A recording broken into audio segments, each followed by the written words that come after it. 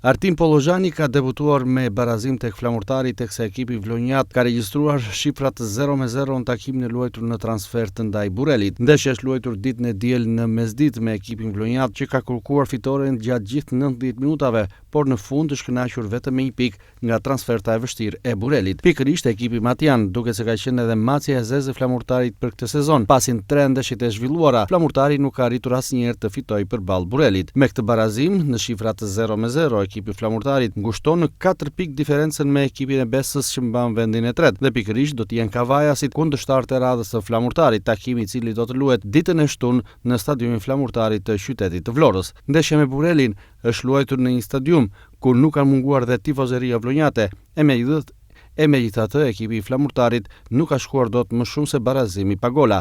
Tashmë e gjithë vëmendja hidhet ditën e shtunë tek ndeshja përballë Besës, pasi një fitore do të siguronte edhe matematikisht ngjitjen në superiore.